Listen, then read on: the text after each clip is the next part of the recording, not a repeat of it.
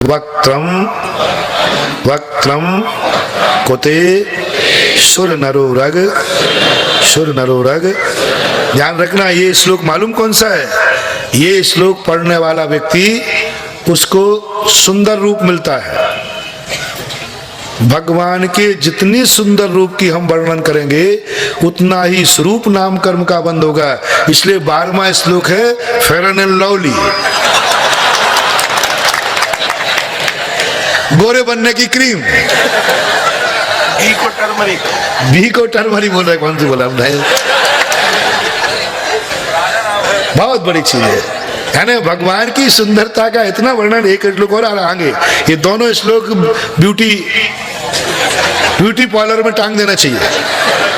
ये दोनों श्लोकों को जिनके यहाँ ब्यूटी पार्लर हो उनमें टांग दे, नहीं तो दर्पण के सामने चिपका ले। और बार बार तुम अपने आप को गोरा बनाना चाहते हो तो मेरा कहना है प्रतिदिन इनके 9 बार जाप किया करो। और 9 बार जाप। इस भाव में तो भली गोरे नहीं हो पाओगे, क्योंकि कहां तक गोरे करे? भैंस पर लवली लगाने पर कोई गोरा होता है क्या? अरे पूरे ही कालिया।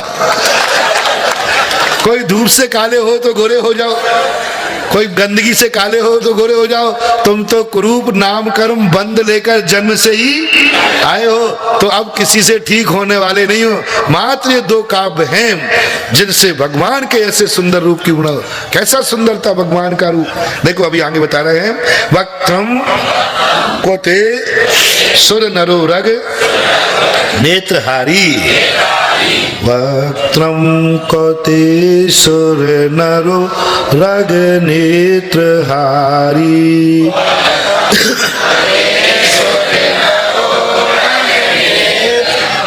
निःशेष निर्जित जगत त्रितयोप मानम। निःशेष निर्जित जगत त्रितयोप मानम।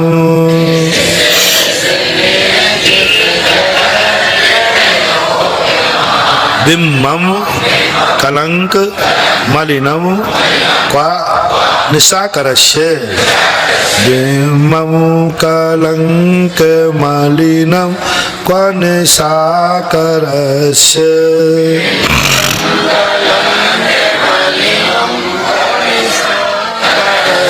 यद वासरे भवति पांडु पलाश कल्पम। यद वासरे भवतु पांडु पलाश कल्पम।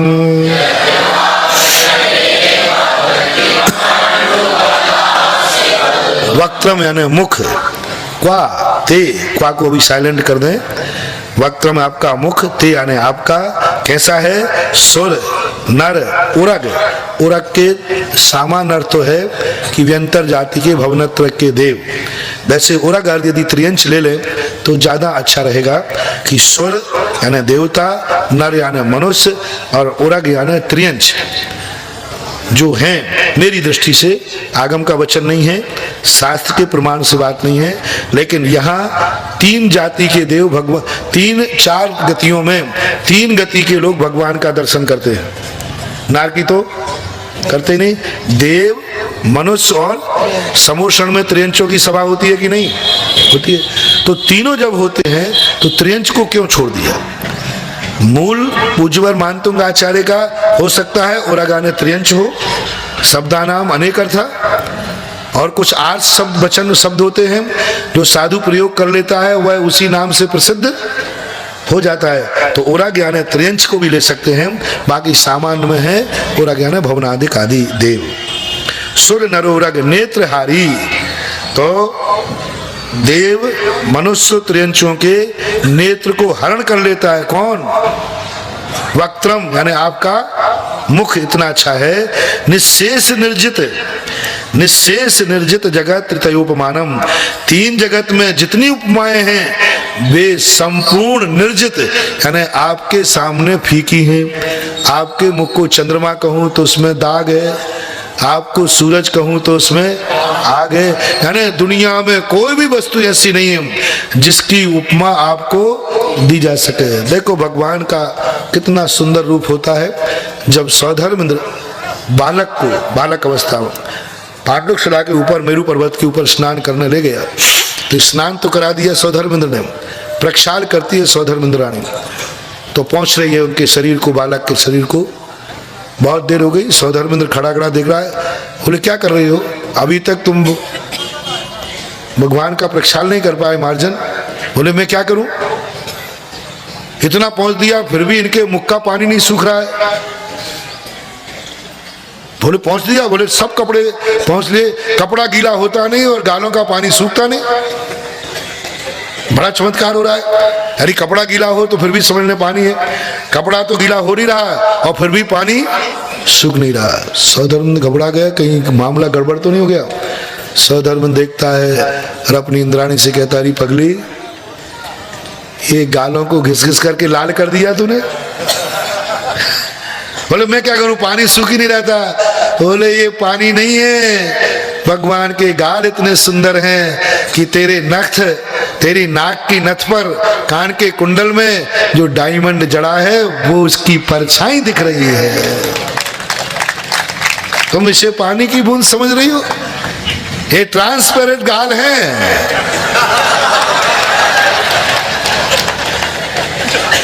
बताते हैं, अभी मैं चित्तौड़ गया राजस्थान में, वहां रानी पद्मिनी भी है, पद्मिनी रानी थी, उनके संबंध में सुना है, सत्य का मुझे पता नहीं। इतनी ट्रांसपेरेंट थी कि पानी पीती थी तो गले में से पानी जाता हुआ दिखता था, इतनी सॉफ्ट और ट्रांसपेरेंट थी बहुत। एक राजा ने आक्रमण किया उसी रानी के लिए और ये कहा कि बस ऐसी रानी का मैं युद्ध छोड़ दूंगा, मुझे दर्पण में उसका चेहरा दिखा दो कि आखिर ऐसी क्या सुंदरता इसमें है जिसका गले का पानी जाता हुआ ट्रांसपेरेंट दिखता हो। तो चित्तौड़ की महारानी पद्मिनी के संबंध में ऐसा उल्लेख मिलता है। उनसे जब पंचम काल की एक रानी ट्रांसपेरेंट हो सकती है तो फिर तीर्थंकर तो कहने क्या, यानी वहां जो वर्णन किया पूज्यवर जिनसेन स्वामी ने महापुराण पर, इंद्राणी भी चकित हो गई कि इतने सुंदर हैं कि हमारे आभूषण की परछाई उन पर पड़ रही है और वो पानी का धोखा दे रही है। ऐसे वक्त्रम को ते सुर नरो रग नेत्र हारी, तीनों निकायों के, तीनों गतियों के देव आपको देख करके उनके नेत्र हरण हो गए। निश्चित बिम्बम कलंक क्वा, अब लाओ यहाँ क्वा, क्वा कहाँ आपका मुख और कहाँ बिम्बम कलंक। कौन बिम्बम, निशाकर से, निशाकर बोलते हैं, निशाकर चंद्रमा का जो बिंब है वह तो कलंक से मलिन है। क्वा, कहाँ आपका मुख, दो बार को आया, कहाँ आपका मुख और कहाँ ये कलंकित चंद्रमा। चंद्रमा में बीच में जो काला काला दाग दिखता है ना, काला काला, तो उसमें जो कालीमा है, चंद्रमा में तो फिर भी कालीमा दिखती है, लेकिन हे भगवान आपके चेहरे पर वो कालीमा नहीं है। इसलिए कहाँ यह कलंकित चंद्रमा और कहाँ आपका मुख। और चंद्रमा का गुण दुर्गुण क्या है, यद वासरे, वासरे यानी दिन में, यद यानी जो, भवतु पांडु पलाश कल्पम, पांडु पलाश कल्पम, पांडु यानी पीला, निस्तेज, पलाश यानी पलाश का पत्ता होता है, जैसे छेवला बोलते हैं हम लोग, छेवला होता है ना, सबसे जल्दी छेवले के पत्ते गर्मी और सर्दी में सूख जाते, पीले पड़ जाते, तुरंत पीले पड़ते। सबसे कमजोर पत्ता जिसकी पत्तल बनाते हैं हम लोग, बहुत जल्दी, हाँ पलाश के पत्ते।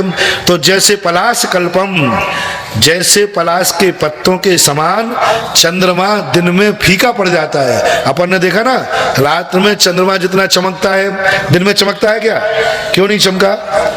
सूर्य के प्रकाश के सामने चंद्रमा की कांति फीकी पड़ जाती है। इसलिए आपका चेहरा, आपका जो शरीर है यह चंद्रमा के समान नहीं है, क्योंकि आपका चेहरा ना दिन में फीका पड़ता है और ना रात में फीका पड़ता है। कितने भी सूर्य निकल जाएं तो भी आपका मुखड़ा फीका पड़ने वाला नहीं है। ऐसा इनके शरीर का वर्णन क्यों करना पड़ा इनको, क्योंकि ऐसे कैसे परमाणु थे जिनसे इनके शरीर का निर्माण हुआ। तो उन परमाणुओं की विशेषता बताने के लिए ये 13वें नंबर का श्लोक किया।